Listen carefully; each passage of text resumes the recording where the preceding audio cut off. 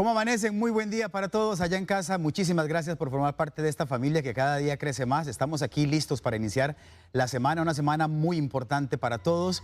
No solamente estamos despidiendo el mes de abril y le vamos a dar la bienvenida al mes de mayo, sino que también hoy es un día trascendental en toda esta emergencia que hemos enfrentado durante más de mes y medio ya con el COVID-19. Hoy las autoridades de salud de nuestro país, básicamente el ministro de Salud y el presidente ejecutivo de la Caja, van a anunciar una serie de medidas que se supone van a flexibilizarse un poquito, dado los buenos resultados que se han obtenido, sobre todo en los últimos días, lo cual, aclaro, y ellos han insistido muchísimo, no significa que tengamos que lanzar las campanas al vuelo y creer que todo está perfecto y que vamos a volver a lo que teníamos antes de que todo esto comenzara.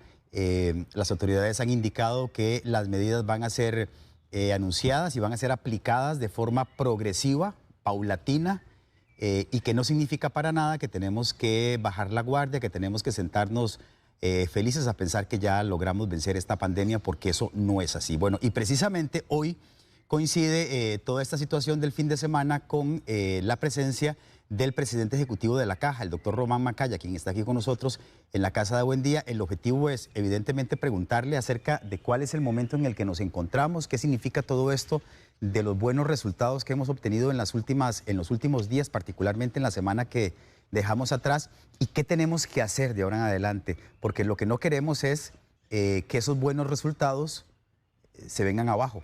Y yo creo que el buen resultado que hemos tenido nos tiene que impulsar no a relajarnos, sino más bien a seguir acatando todas las normas que las autoridades de salud nos están imponiendo y nos piden para que sigamos con ese control, digamos, de la situación. Por supuesto que vamos a abrir un espacio para que también ustedes le pregunten a don Román. Él sabe mucho acerca de esta materia y evidentemente es una de las autoridades que ha estado al frente del manejo de la emergencia. Así que pueden hacerlo a través del Facebook de Buen Día, por escrito. Y si quieren mandarnos un video con su pregunta, 6087-7777 es el WhatsApp que pueden utilizar. Recuerden colocar el teléfono en posición horizontal, nos dicen quiénes son, desde dónde nos están viendo y cuál es la pregunta. Recuerden bajar el volumen al televisor para que le podamos entender claramente y que don Román los pueda escuchar. Don Román, bienvenido. Don Randall, muchas gracias por la invitación a este programa de Buen Día. No, gracias a usted y créame que me alegra mucho tenerlo acá porque en primer lugar quería agradecerle como costarricense el trabajo que han hecho. De verdad, creo que de alguna u otra forma todos, en mayor o menor medida, nos hemos sentido muy seguros de que estamos siguiendo el camino correcto porque ustedes están ahí. Así que de verdad, de todo corazón, y sé que es el sentimiento de mucha gente, gracias a la Caja, gracias a usted, gracias al ministro Salas también por haber estado al frente, por estar al frente todavía de esta situación. Muchas gracias, don Randall, por esas palabras, pero no podemos bajar la guardia. Sí, claro. ¿Verdad? Esto no ha terminado, estamos en una fase temprana de lo que es una pandemia mundial y hay que estar conscientes de que la realidad puede cambiar rápidamente, siempre. Entonces hay que estar siempre vigilando los números, cómo va evolucionando los casos nuevos, que al final son personas que se enferman, y adaptarnos de acuerdo a las condiciones. Perfecto. Don Román, la primera pregunta tiene que ver con lo que van a anunciar ustedes hoy en la conferencia de prensa. Yo sé que no puede darnos detalles ni adelantarnos cosas, pero en términos generales, ¿de qué se trata? Bueno, en términos generales, nosotros como país hemos, desde el primer caso que se dio el 6 de marzo, ha habido una serie de restricciones cada vez más pronunciadas que se han ido implementando, desde cerrar eventos masivos, cerrar el campeonato de fútbol, cerrar las escuelas y los colegios, las universidades, cerrar el turismo, la llegada de extranjeros. O sea, ha ido incrementando, llegó un pico de restricción en la Semana Santa que se aprovechó para decir, bueno, ahora sí, tratemos de hacer el máximo aquí. Y desde la Semana Santa los números han ido en otra trayectoria, ¿verdad? Ha habido más recuperados por día que casos nuevos por día. Entonces eso significa que cada día hay menos casos activos, o sea, menos enfermos que tienen el virus circulando en su organismo, Y entonces, obviamente, toda esta restricción tiene un impacto económico que siente la gente y mucha gente realmente es un gran sacrificio quedarse en casa prolongadamente y han sido, por lo general, la población ha sido muy disciplinada en esto. Hay algunos que no, pero en general la gente ha sido muy disciplinada. Entonces, lo que se trata es de ver cómo se puede ir reabriendo muy puntualmente ciertos segmentos de la economía para... No vamos a regresar a la normalidad, o sea, estamos lejos de eso, pero ir flexibilizando un poquito. Pero ahí es donde se requiere casi que más disciplina, de saber qué se puede hacer y qué no se puede hacer. Y además, pues las medidas de higiene, de lavarse las manos, ojalá 20 veces al día, y de nuevo, cada vez que se lavan las manos, canten feliz cumpleaños 2 veces, esos son más o menos 30 segundos, eso es lo que debe durar su lavada de manos. Ese distanciamiento social, no solo darse besos, de mano, 0 abrazos, todo eso sigue vigente, ¿verdad? Eso es algo, es una buena práctica, no importa cuándo, pero esta pandemia no ha terminado. Entonces, eso sigue vigente y ya vendrán medidas muy puntuales de qué sucede en transporte público, otras cosas. Pero hay que poner mucha atención de qué se puede hacer y qué no se puede hacer para seguir esos lineamientos. A mí me parece que es importante algo que usted acaba de decir, y es que mucha gente está pensando que con las medidas que se anuncien esta tarde vamos a volver a la normalidad que teníamos antes de que apareciera la pandemia en Costa Rica. Y usted acaba de decirnos que eso no es así, que estamos lejos de eso. Estamos lejos de eso. Yo siempre le digo a la gente, en algún día de diciembre, que fue hace nada, hace 4 meses. 4 meses. Había un caso en el mundo entero, allá en Wuhan, China. Y todo lo que ha sucedido se derivó de un caso del otro lado del planeta. Entonces, imagínense dónde estamos hoy. Nosotros tenemos más de 400 casos activos en un país de 51.000 kilómetros cuadrados, donde mucha gente probablemente tiene un vecino que está positivo. El riesgo todavía existe. El hecho de que la curva de casos activos va disminuyendo porque cada vez hay más gente recuperada que casos nuevos, no significa que esto no pueda volver a subir otra vez. De hecho, puede haber una segunda ola y eso es algo que tenemos que estar siempre vigilantes de monitorear cómo van esas curvas, cómo van esos casos nuevos para tomar las medidas de tratar de evitar que nuestros servicios de salud se saturen, que llegue un pico de casos y un porcentaje de ellos terminen en el hospital, en las universidades de cuidados intensivos y saturen los servicios de salud. Claro. Eso es lo que estamos tratando de evitar a toda costa. Que es un peligro latente, además, ¿verdad? Porque la gente, igual, por los buenos resultados de los últimos días, podría pensar que ya en serio pasó lo peor y que entonces ya ese fantasma de la saturación en las unidades de cuidados intensivos está lejos, pero la verdad es que está presente igual.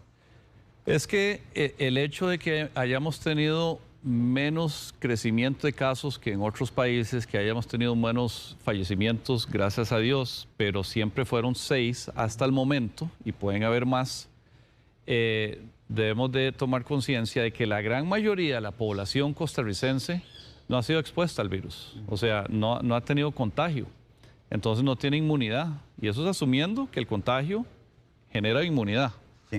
Eso es algo que todavía queda por verse, por lo menos por cuánto tiempo dura esa inmunidad. Entonces, es algo que tenemos que tener mucho cuidado de seguir los lineamientos, seguir siendo disciplinados, porque a la normalidad no vamos a regresar, ¿verdad? En este momento.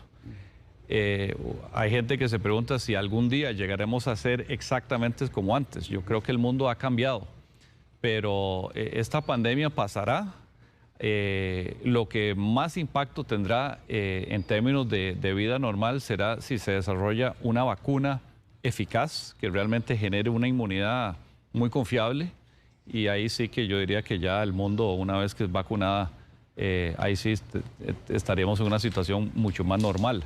Pero antes de que exista una vacuna, las medidas de higiene, distanciamiento social, buenas prácticas en todo esto que la gente ha estado siguiendo por lo general con mucha disciplina, eso continúa.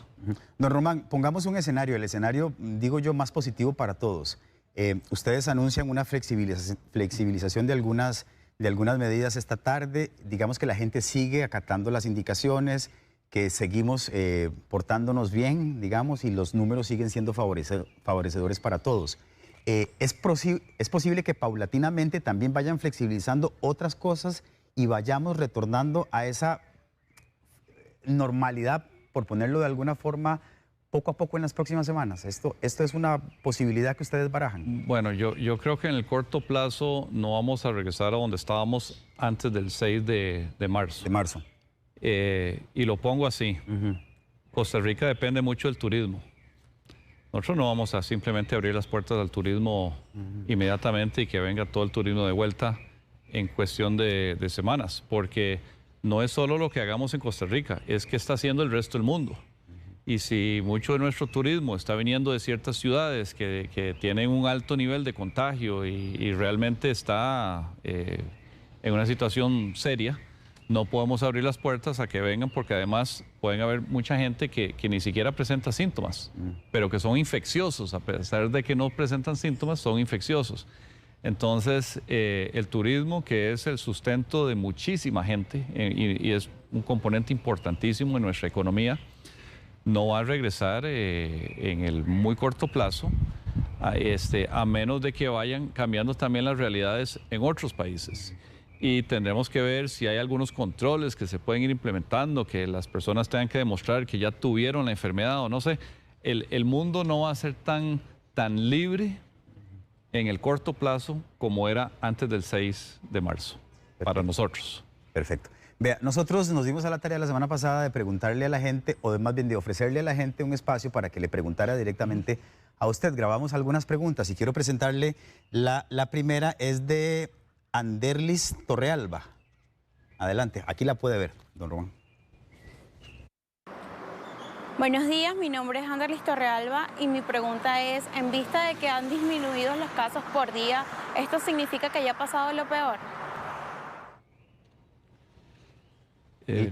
Dice que como han bajado los casos por día, significa que ya pasó lo peor. Bueno, ya hemos llegado, digamos, a un punto donde estamos teniendo más recuperados que nuevos casos por día. Entonces, eso significa que la cantidad de personas que están circulando en la calle o digamos, en la sociedad, de casos activos que tienen un virus que todavía es infeccioso, que puede contagiar todavía, eso ha ido bajando. Pero no estamos en cero, estamos lejos de cero. Estamos en más de 400 casos activos. Y como mencionaba al principio, en diciembre había un caso en el mundo, del otro lado del planeta, ya en Wuhan, China, y todo esto sucedió desde entonces. Entonces, no podemos decir que ya pasamos por la pandemia. Hemos pasado una prueba, o estamos pasando una prueba importante, que es, podemos implementar medidas restrictivas que tienen impacto.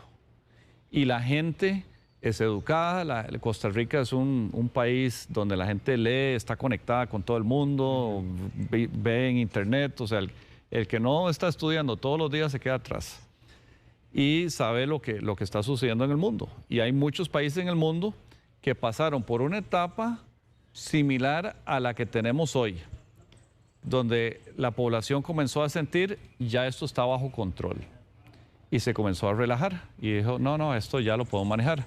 Eso es lo que no puede pasar aquí. No podemos siempre llegar a decir, no, esto está controlado, ya aquí no puede pasar lo que está sucediendo en otros países donde se han saturado los servicios de salud. Entonces tenemos que, de nuevo, esa disciplina, esa tener la guardia en alto, no puede terminar en este momento, porque hasta que no haya una vacuna que cambie el juego totalmente, con que haya un caso activo, se puede ver un nuevo brote que se nos salga de control, y eso es lo que hay que evitar. Perfecto. Don Eddie Aguirre también tiene otra pregunta que le vamos a colocar para que le contestemos, don Román.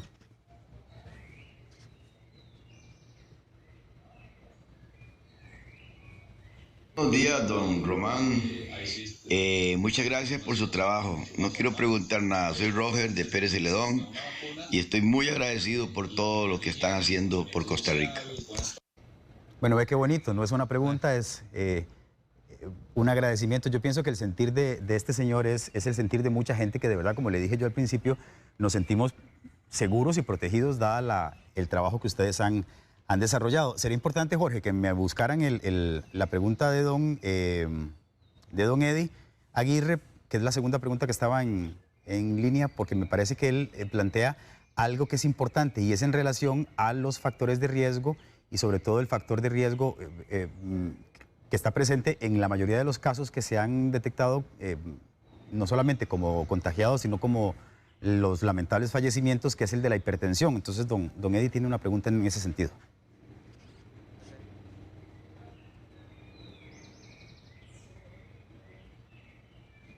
Buen día, mi nombre es Eddie Aguirre. ¿Por qué se complican las personas que no tienen factores de riesgo? Esa es una muy buena pregunta. Empecemos con lo siguiente. Todo lo que conocemos de este virus, para efectos digamos, de la comunidad médica y científica del mundo, se ha conocido en los últimos 3 meses y medio a 4 meses. O sea, antes de eso, para efectos prácticos, este virus no existía.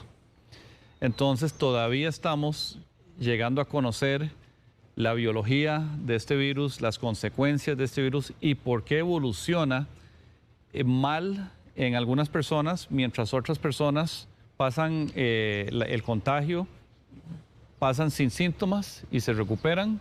Bueno, se recuperan, entre comillas. Una persona que no tiene síntomas es difícil de decir que está enferma. Está contagiada, pero no está enferma. Sí.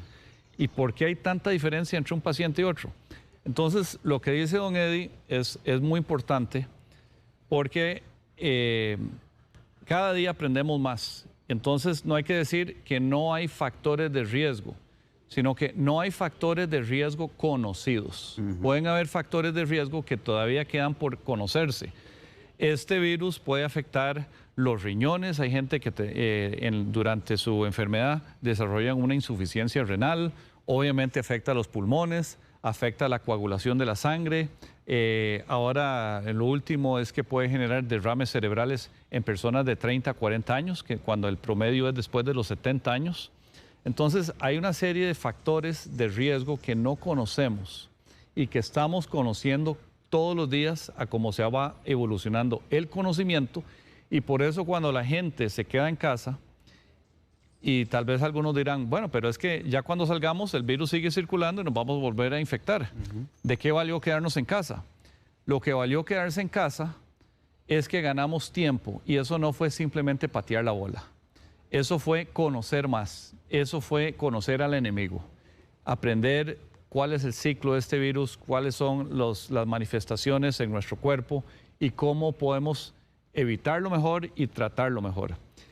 Y el caballero anterior que nos agradeció, yo quisiera devolver el agradecimiento de todos los que estamos en esta situación, a toda la ciudadanía que ha hecho un enorme esfuerzo de quedarse en casa y de sacrificarse realmente en esta etapa histórica de nuestro país y del mundo, ¿verdad? ¿Quién se hubiera imaginado a principios de este año que hoy estaríamos con un mundo prácticamente cerrado y sincronizado en una crisis? Pero ese agradecimiento es en ambas vías. O sea, nosotros los que estamos, digamos, en el frente de la crisis sanitaria, tenemos que agradecerle a la ciudadanía por lo que han hecho, porque muchos de los logros que se han alcanzado es gracias a la población. Claro. Don Román, usted mencionó anteriormente lo que pasó en Semana Santa, es decir, las medidas que ustedes impusieron y cómo la gran mayoría de los costarricenses acató esas medidas. Digamos que Semana Santa fue el ejemplo más extremo de medidas más cerradas a las que podríamos llegar, o todavía creen que si el comportamiento no es el correcto y nos descuidamos, podríamos implementar medidas todavía más restrictivas. Todas las opciones siempre tienen que estar abiertas. Ojalá no tengamos que volver a medidas más restrictivas que las que hubo en Semana Santa, inclusive las de Semana Santa. Pero todo va a depender de la evolución de esto. De nuevo, hay países que llegó un momento donde ya venían los casos para abajo y dijeron, bueno, ya esto ya se controló y vamos a ir regresando a la normalidad. Y hay que pensar, no es regresar a la normalidad, porque va a ser un nuevo normal eventualmente. Claro. Es ir viendo qué se puede ir aflojando para permitir más actividad económica. Okay. Pero no es volver a la normalidad en el corto plazo. Perfecto. Doña Marielos Gómez le tiene otra pregunta. Buenos días, mi nombre es Marielos Gómez. Quería preguntar, la mayoría de las personas que han fallecido ha sido por hipertensión. ¿Este es el factor de riesgo más alto?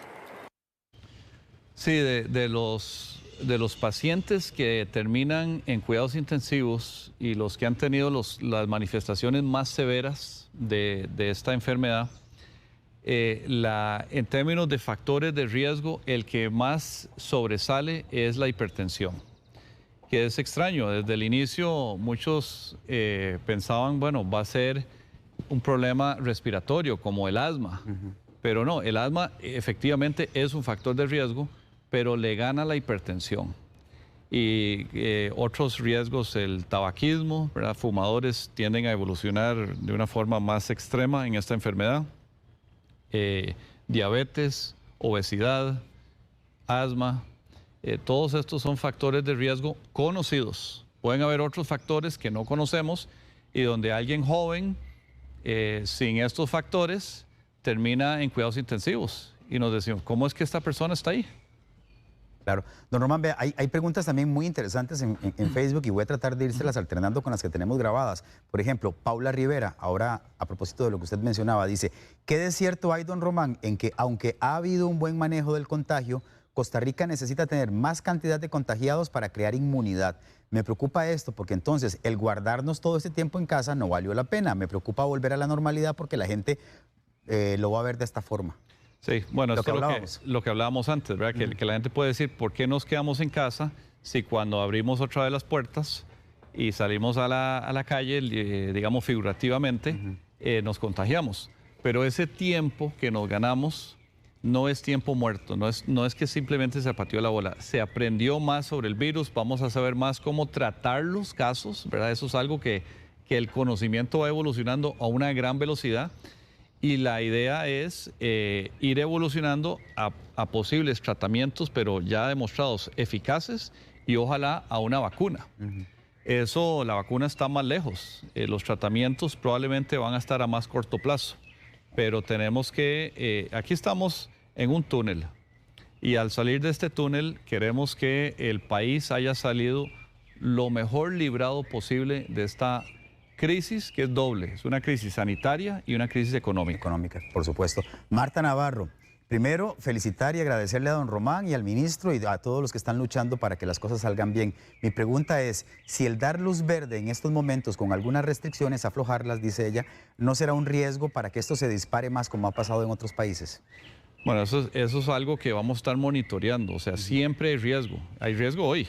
Sin haber aflojado. O sea, esto es algo que se mide día a día, por eso los anuncios diarios de cómo van los casos nuevos, cuánta gente se ha recuperado, cuánta gente se ha hospitalizado, cuántos están en la UCI, cuántos han salido de la UCI. O sea, todo un monitoreo de la situación, porque no solo hay que ver cuánta gente se está contagiando, sino estar monitoreando el sistema de salud, cómo anda de capacidad instalada. ¿Estamos saturando las UCIs o no? En este momento, las unidades de cuidados intensivos no están saturadas, gracias a Dios, toquemos madera. Eso es algo que hay que evitar a toda costa, porque cuando eso sucede es cuando la mortalidad comienza a subir. Perfecto.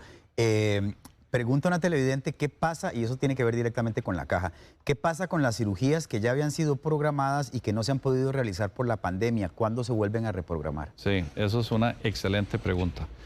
En este momento estamos dándole toda la prioridad a la pandemia, pero esa prioridad también implica que evitemos el contagio en hospitales. Entonces, la gente que puede esperar por algo, digamos, no electivo, sino programable, una cirugía de rodilla o algo que no es una emergencia, eso lo estamos posponiendo por seguridad de ellos mismos. No queremos que hayan contagios, porque al llegar a un centro de salud, hay gente que está llegando ahí con síntomas de gripe, puede que sea una gripe o puede que sea COVID-19, no lo sabemos en ese momento, y ahí se pueden contagiar. Entonces, por el bien de la población, estamos minimizando cuánta gente llega a los servicios de salud.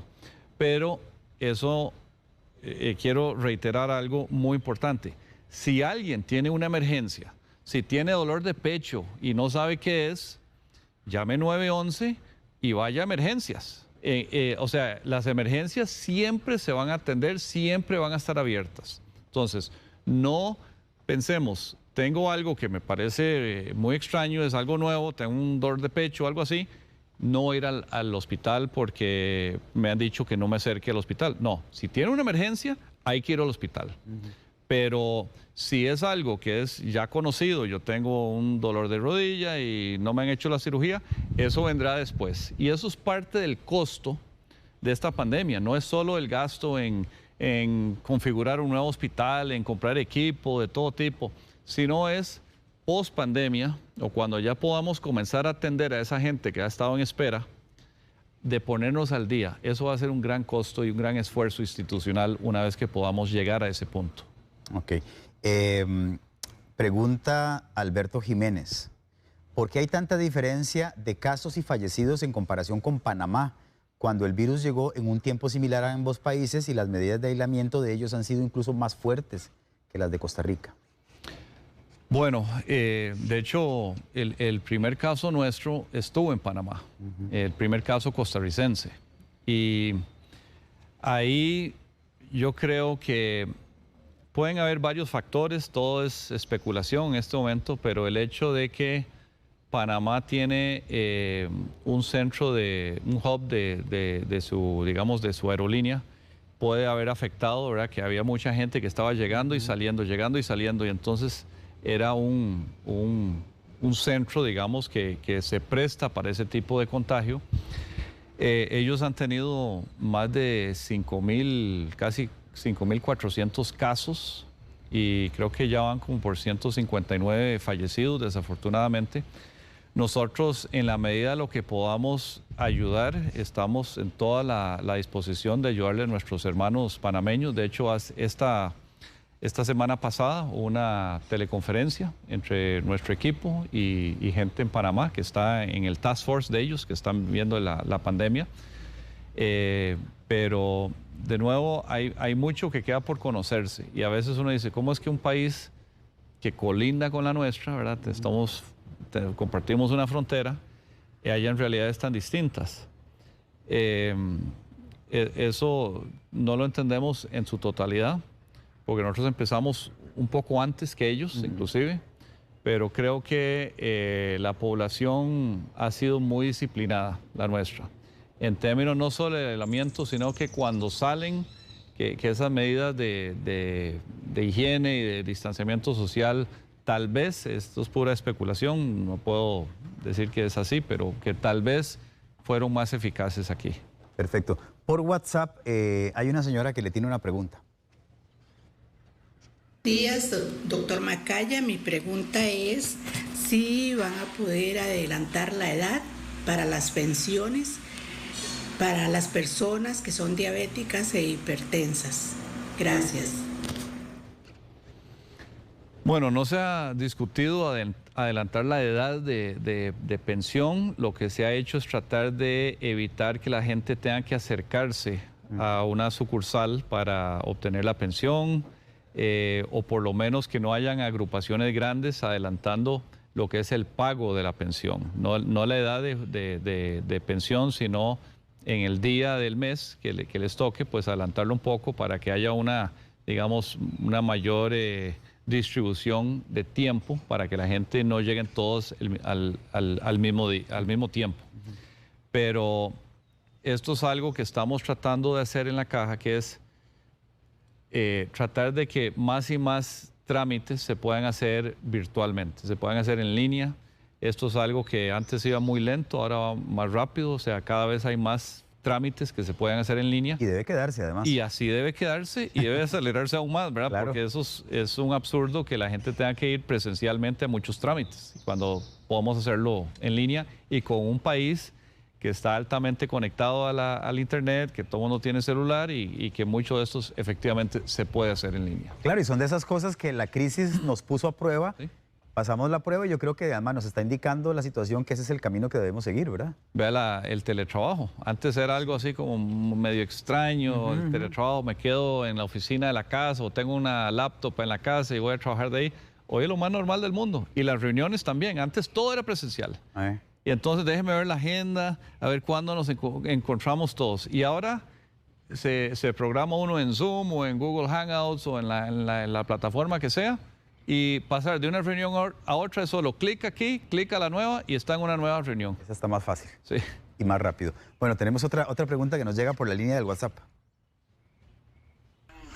Buenos días. Yo únicamente lo que quiero es felicitarlos. De verdad, el equipo que tiene el gobierno es un equipo muy excelente. Están trabajando muy bien. Felicito al ministro de Salud y a usted, señor Macaya. Muy excelente. Marvin desde Puriscal. Muchas gracias, don Marvin. Bueno, de nuevo hay que felicitar a don Marvin y a todos los don Marvins del país que han sido muy disciplinados en seguir esto. Esto es un trabajo conjunto. Y vea que es el sentir de los costarricenses, porque nosotros abrimos la línea para que la gente pregunte lo que quiera, ¿verdad? Y han llegado muchos agradecimientos. Gente que, como le insisto, se siente bien protegida y segura con lo que las autoridades han hecho. Así que también yo pienso que eso debe ser satisfactorio para ustedes, porque enfrentar esta crisis, no quiero pensar lo duro que ha tenido que ser. Bueno, y tomar decisiones del calibre que tomaron. Sí, pero de nuevo no hemos terminado y no podemos cantar victoria. Tenemos que dormir con un ojo abierto de qué está pasando, ¿verdad? Cómo van los números, qué está pasando y en qué momento hay que actuar. Y por eso la comunicación con la gente es muy importante, porque eso mucho de los resultados que estamos teniendo es la reacción de la sociedad costarricense. Y por eso, cuando recibimos esos agradecimientos, obviamente los apreciamos, pero tenemos que agradecerles de nuevo a toda la población por el sacrificio que hacen cuando se quedan en casa, cuando son disciplinados. No es fácil renunciar a libertades. Nosotros somos animales sociales y eso no nos viene naturalmente, quedarnos encerrados, no abrazarnos, no saludar de beso. Y entonces el hecho de que la gente en general ha seguido esos lineamientos, hay que agradecerlo. Por cierto, don Román, ahora que dice usted que dormimos con un ojo abierto y otro cerrado, quería preguntarle esto en el plano más personal y con todo respeto. Hubo días en que ustedes no durmieron, me imagino yo, o sea, sobre todo cuando tenían que tomar decisiones importantes que afectaban no solamente las libertades de todos como ciudadanos, sino también que ponían en riesgo la economía del país. Como le digo, no es fácil tomar esas decisiones. ¿Qué fue lo más duro? Sí, ninguna de estas decisiones son fáciles, porque siempre hay un pro y un contra en toda decisión, ¿verdad? Si yo restringo más aquí, pero vamos a afectar más la economía, si soltamos más la economía, hay un riesgo para la salud sanitario importante.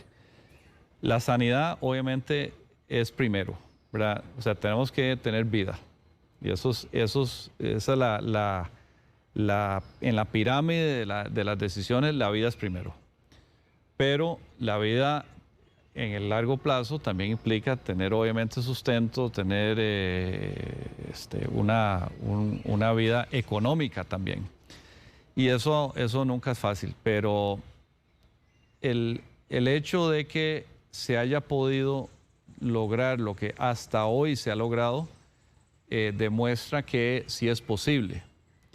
Y nosotros tenemos un crecimiento de casos que es lineal, ¿verdad? Ahí va. Los casos ya no están acumulándose en la medida, los casos activos, como hace un mes, ¿verdad? Ya vamos para abajo, pero eso puede cambiar y sigo insistiendo en esto y yo sé que todo el mundo quiere escuchar, ya terminó esto, ¿verdad? Y ya vamos a volver a toda la vida y todas las libertades a las cuales estamos acostumbrados y queremos todos volver ahí. Pero tenemos que ser disciplinados. O sea, queremos que el país salga lo mejor librado posible de esta pandemia. las personas que tienen contacto con amigos en el exterior o otros costarricenses en el exterior y que los llamen por WhatsApp, por la ruta que sea, todos nos damos cuenta de que todo el mundo está en las mismas. Todo el mundo está encerrado, todo el mundo está con la economía paralizada y todo el mundo está en este viacrucis de si se suelta o no se suelta y hasta dónde. Entonces, efectivamente, tal vez para contestar su pregunta, don Ronald, las decisiones obviamente no son fáciles. ¿Hay algún momento que usted recuerda en particular de lo que ha pasado en casi 2 meses? Es que todos los días es que usted diga, ese día me sentí en realidad entre la espada y la pared, o me sentí mal, o me sentí... Bueno, yo creo que en el momento que al inicio de esto, cuando estábamos comenzando a subir los casos y viendo, mi esposa es española, entonces nosotros estamos en contacto con España todos los días, con los suegros y los cuñados, y lo que está pasando ahí realmente es un infierno. O sea, lo que han pasado en España, nadie se lo deseara a otro país. Y eso es lo que a mí siempre me ha mantenido con ese ojo abierto, ¿verdad? De eso hay que evitarlo en Costa Rica a toda costa. Cuando usted ve lo que están pasando todavía, aunque ellos ya están comenzando a mejorar sus números, igual con Italia, pero Francia, muchos países están en esta situación terrible y son países que tienen sistemas de salud fuertes, seguro social bien financiado, excelente infraestructura, excelentes médicos, y se saturaron y no dan abasto. Entonces, no podemos pensar, aquí eso no puede pasar. Hay que pensar, eso puede pasar aquí. ¿Y qué hay que hacer para que no pase? Pero bueno, de nuevo, a don Marvin y todos los don Marvins del país, hay que agradecerles que cuando se ha pedido disciplina, por lo general se ha logrado. Perfecto. Doña Patricia es de Alajuela y también tiene una consulta. Buenos días, don Román y Brandon. Mi consulta más que todo es como un poquito de preocupación. ¿Qué se piensa en este caso? Bueno, yo soy una madre y bueno, con estas medidas que piensan, no sé si es que la escuela va a ser unas que se pueden abrir o no sé. Mi preocupación es porque la gente no tiene la cultura suficiente para esto que está pasando y me da miedo mandar a mis hijos a la escuela y nosotros que hemos estado aquí cuidándonos, que llegue a afectar más, que pueda haber una segunda ola. Entonces, mi preocupación es esa, ¿qué va a pasar en ese sentido, verdad? Porque la gente no tenemos esa cultura del hecho de distanciamiento y todo eso, es mi preocupación. Gracias. Gracias a usted. Bueno, eso que pregunta doña Patricia, primero se ve que es una persona muy informada, ¿verdad? Y eso es el matiz de nuestra población, que por dicha es una población muy educada. Esa pregunta de qué va a pasar primero en las escuelas, eso le quedará para el ministro de Salud decidir cuándo es que eso se pueda normalizar. Pero eso, entiendo que esa no es una de las medidas que se van a anunciar esta tarde. Yo no voy a adelantar nada, pero digamos que las escuelas son un foco importante de contagio y igual cualquier agrupación, y más que niños que por lo general los niños no se complican. Se pueden infectar, pero hasta el día de hoy ningún niño ha requerido hospitalización. Pero eso no quiere decir que ese niño no pueda afectar a los padres o a los abuelos que tengan hipertensión, que tengan algo serio. Y como dice doña Patricia, nadie sabe si la otra familia que tiene el niño o en general cualquier agrupación, la persona que tengo enfrente, ha estado practicando esa higiene de lavarse las manos, de no tocarse la cara, de estornudar o toser con el protocolo y todas las medidas que ya se han comunicado. Eso es algo que tenemos que siempre estar monitoreando en el momento que haya evidencia de transmisión comunitaria, que esto ya, digamos, ya pasamos a otra fase. Eso ya será una alarma de que hay que volver a ser restrictivos.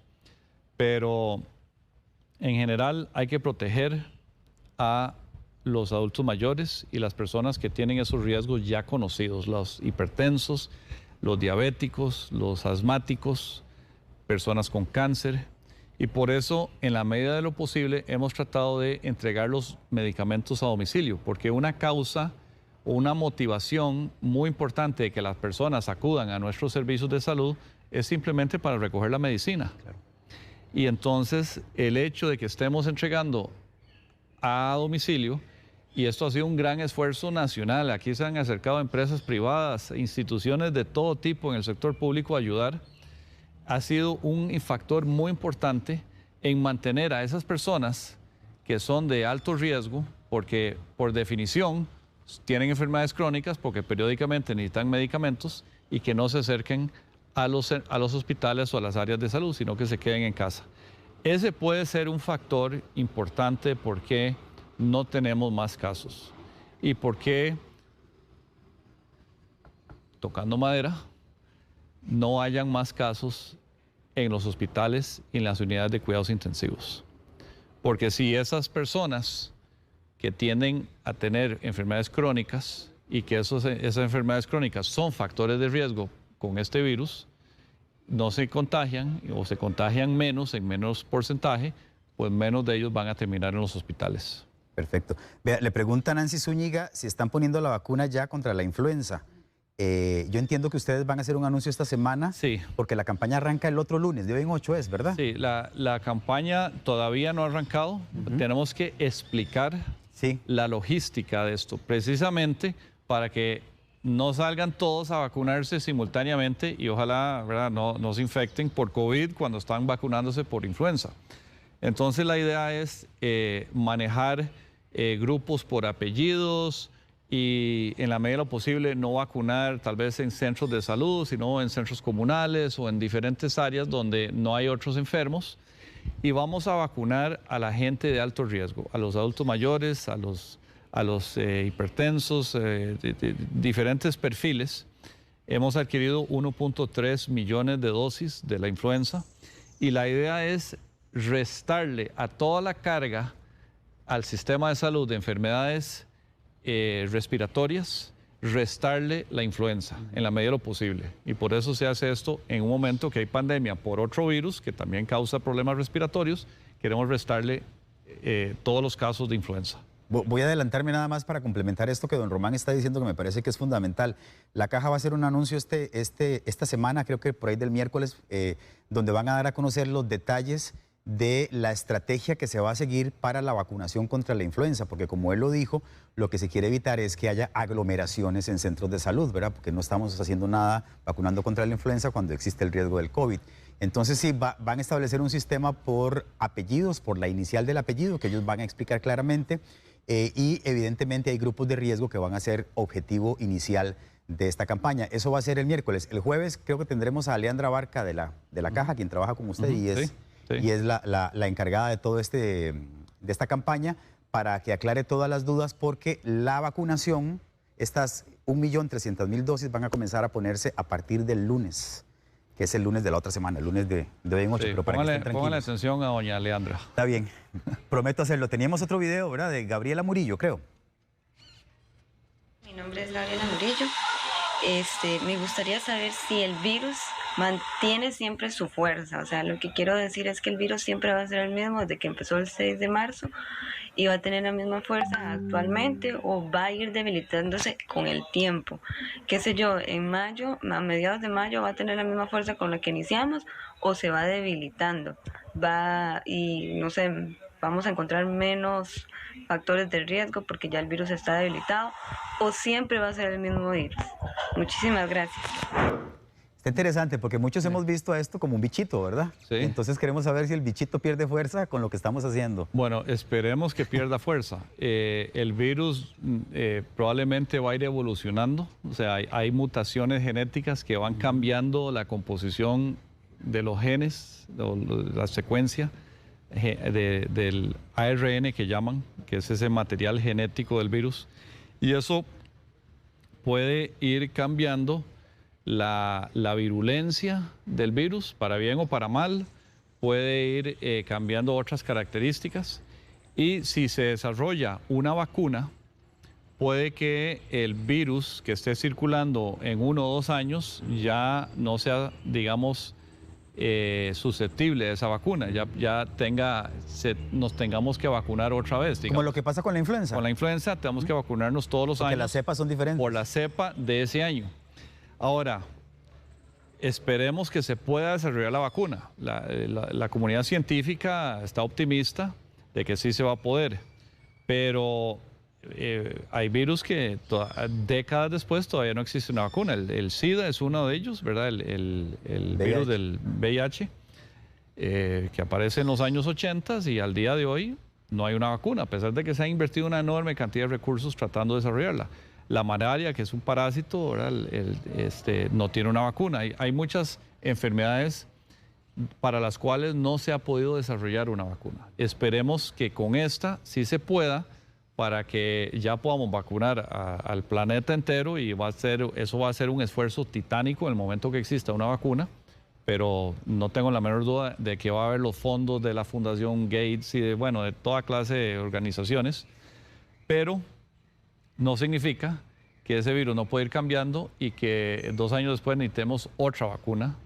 Este virus se parece mucho al SARS que apareció en el 2009, y en ese momento se pudo desarrollar, o había un desarrollo de una vacuna, pero luego perdió interés porque el virus fue evolucionando y ya perdió su virulencia. Entonces ya no hay un interés económico en desarrollar una vacuna. En este no sabemos cómo va a evolucionar, pero esperemos que en el próximo año haya una vacuna y que sea altamente eficaz, que básicamente ojalá un 95% de las personas que se vacunan queden protegidas. ¿Va a ser una vacuna que va a poner la seguridad social? O sea, si esa vacuna como el esquema que tenemos ahora con la influenza. No tenga la menor duda de que la vamos a adquirir y aplicársela a la población. Okay, perfecto. Creo que Angie de Cartago tiene otra consulta. Buen día, saludos desde Cartago, mi nombre es Angie. De antemano agradecerles todo el esfuerzo, todo el trabajo que han estado haciendo durante todo este tiempo por el país. Mi consulta sería la siguiente. En este momento que ustedes le llaman ir aflojando, ¿qué va a pasar con las personas que que tenemos factores de riesgo? Por ejemplo, yo soy cardiópata, hay personas que son hipertensas, que son asmáticos, que tienen muchísimos factores de riesgo. ¿Qué medidas van a tomar ustedes con respecto a esta ir aflojando? Gracias, buen día. Sí, de nuevo, no podemos mentalizarnos de que ya se aflojó la cosa. Es la libertad total. Sí, libertad total y volvemos a la normalidad. Doña Angie tiene una pregunta muy importante, ¿verdad? ¿Qué pasa con las personas que tienen factores de riesgo conocidos? Los hipertensos, diabéticos, los fumadores, los que tienen cáncer, etc.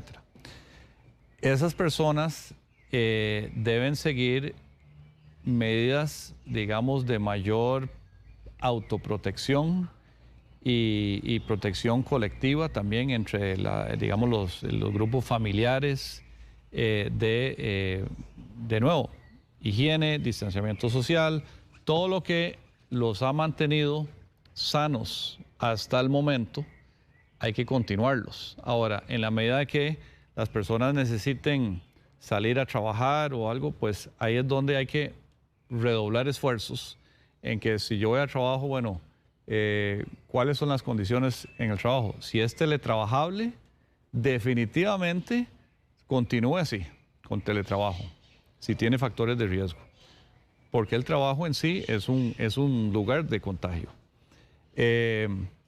Y todo lo que se pueda hacer para mitigar ese riesgo hay que continuarlo, a pesar de que tal vez haya unos lineamientos que ya permitan hacer ciertas cosas. Las personas que ya conocen sus condiciones tienen que tomar conciencia de eso y seguir aplicando todas las medidas que puedan aplicar. Sabemos que hay gente que no hay otra, tiene que trabajar, tiene que comer, pero de nuevo busque las medidas de protección. Perfecto. Vea, tenemos en línea a una niña preocupada por su abuelo, a doña Carol de Río Claro de Golfito y también a un chiquito que se llama Franco Miranda, que tiene un mensaje para usted. Vamos a ir primero con la chiquita que está preocupada por el abuelito. Hola, buen día. Mi nombre es Amy María Ángel y mi abuelo es un adulto mayor diabético que no tiene pensión. si él se llegara a enfermar de coronavirus, ¿qué se podría hacer? El abuelito no tiene pensión. Sí. ¿Qué pasa si se enferma? Dice ella. Sí, bueno, si él se enferma y requiere de hospitalización, lo vamos a atender. O sea, esto es una pandemia mundial. Es como, ¿por qué no se venden seguros contra incendios? O sea, ¿por qué los bomberos no dicen, le vendo un seguro de incendio y si su casa se está incendiando, entonces llegamos a pagarle el incendio? Porque el incendio hay que pagarlo no importa qué, esté asegurado o no. Claro. Si la casa del vecino se está quemando, hay que ayudar a pagar ese incendio porque si no se quema la casa mía. Es lo mismo en una pandemia. No podemos decir, este no está asegurado, no lo atendamos, porque esa no atención puede seguir propagando el contagio y puede generar una situación que luego afecta a todos. Entonces, en una pandemia hay otras reglas. Entonces, el abuelo de esta niña, doña Jenny, creo que se llamaba, va a ser atendido si necesita atención por COVID-19. Perfecto. Ahora sí, doña Carol de Río Claro de Golfito. Hola, buenos días. Mi nombre es Carol. Les estoy enviando este videito desde Río Claro de Golfito. Mi pregunta es la siguiente. ¿Cómo puede una persona saber si estuvo contagiada del virus del COVID si no presentó ninguno de los síntomas? Ya que se ha hablado mucho de las personas asintomáticas y pues tengo esa duda ya desde hace varios días y me gustaría saber si hay alguna forma de poderse dar cuenta si tuve el virus o no he tenido el virus aún. Gracias a usted. Es una duda recurrente, además. Sí, recurrente y muy relevante. Doña Carol está tocando un punto que es una etapa que ya viene, que es precisamente buscar personas o poder analizar si ya pasaron por la enfermedad. Hay gente que tal vez se infectó hace un mes, tal vez tuvo síntomas muy leves, así como una gripe, pero muy leve, y nunca fue al hospital ni al área de salud y se recuperó y tal vez queda con la duda si eso habrá sido un coronavirus o no. O gente que no tuvo ningún síntoma y que le hacen la prueba y la sorpresa es que ya pasó por la enfermedad.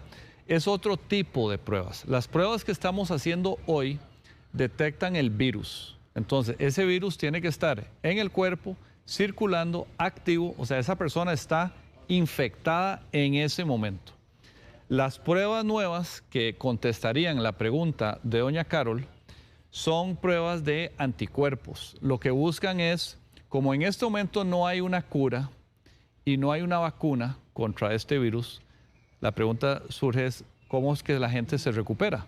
Se recupera porque nuestro cuerpo eventualmente le gana. Claro. ¿Cómo le gana? Genera anticuerpos, le ganan al virus y esos anticuerpos que son nuestros y circulan en nuestra sangre siguen presentes. Entonces, la segunda prueba busca esos anticuerpos y en la medida que los encuentre dice, aquí hay anticuerpos que se generan para neutralizar el COVID-19, el coronavirus. No existe coronavirus en el cuerpo, pero tiene anticuerpos. Eso significa que esta persona ya tuvo esa batalla interna y ya la ganó. Entonces ya eso podría llevarnos a ser más selectivos en esas libertades en el futuro cercano. Claro. Es decir, usted ya tuvo la enfermedad, ya probablemente tiene una inmunidad, usted ya tiene mayores libertades. Pero hay que hacer las pruebas primero. Y ese es, de nuevo, es otro tipo de pruebas que son las de anticuerpos. Bueno, una pregunta más ya para terminar, don Román. Dice Garis Desiree Álvarez, se ha comentado que algunos países recibieron equipo defectuoso que venía de China. ¿En qué condiciones está el que fue traído a Costa Rica? Que llegó justamente este fin de semana, ¿verdad? Sí, bueno, ya han llegado dos aviones y falta otro esta noche. O sea, el primero fue anteanoche. El viernes. O el sábado. El domingo, digamos, el domingo a la 1 de la mañana fue que aterrizó el avión. El otro fue anoche, como a medianoche, y hoy como a medianoche llegará el tercer vuelo de China. Cada vuelo trae una enorme cantidad de material. Se requieren 10 camiones grandes de la caja para descargar todo lo que viene en el avión y llevarlo al almacén. Y cuando llega al almacén entra en lo que llamamos cuarentena, que es un estatus del inventario, donde se hace muestreo, se analizan las características para asegurar que está cumpliendo con las especificaciones nuestras y hay una serie de pruebas que se hacen para decir, ok, check, ya esto cumplió y entonces pasa a la bodega para ya poder distribuirlo a todos los centros de salud. Estamos en esa etapa en ese momento. Todavía nos queda un cargamento que llega esta noche y ya podremos comenzar a hacer todas esas pruebas. Bueno, perfecto. Y quiero terminar con un mensaje que le manda un niño que se llama Franco Miranda. Por favor, no salgan de la casa. Háganle caso al ministro de Salud. Este es un mensaje de Franco Miranda Castillo. Eso, Franco, muy bien. Bueno, yo quiero mandarle un mensaje a don Franco. Muchas gracias, Franco Miranda, por ese mensaje tan emotivo. Y sabemos que usted está haciendo mucho caso, que está siendo disciplinado, que está haciéndole caso a su familia. Y le deseo lo mejor a usted y todos los niños de Costa Rica. Bueno, y el mensaje de Franco que cale hondo en todas las familias, en los que no somos tan pequeñitos, pero que sí tenemos una responsabilidad no solamente individual de nosotros, de cuidarnos, sino también de cuidar a nuestra familia y de cuidar a los que no conocemos, ¿verdad? Aunque no los conozcamos, yo pienso que todos tenemos que tratar de hacer nuestra parte. Don Román, muchas gracias. Muchas gracias, don Randall. Gracias por esta casi hora que estuvo con nosotros contestando preguntas y dándonos información valiosa. Esperaremos con ansias la conferencia de... Va a estar ahí usted, ¿verdad? Sí. Ok, entonces esperaremos con ansias el anuncio que hagan esta tarde. Recuerden que el que se flexibilicen algunas cosas, en primer lugar va a ser paulatino, les recuerdo, y en segundo lugar no quiere decir que tengamos que sentarnos en nuestros laureles y sentirnos triunfalistas y que ya vencimos esto y que entonces ya todo pasó. Es simplemente, creo que es un momento en el que más bien tenemos que ponernos la flor en el ojal y seguir con las medidas que nos piden las autoridades para seguir manteniendo el control que hemos logrado. ¿Verdad? Así es. Así es, y no bajar la guardia. Eso es muy importante. Bueno, muchísimas gracias. Pueden repetir o repasar esta entrevista más adelante en teletica.com en el transcurso de la mañana. Yo sé que hay mucha información aquí que nos dio don Román que es valiosa para todos.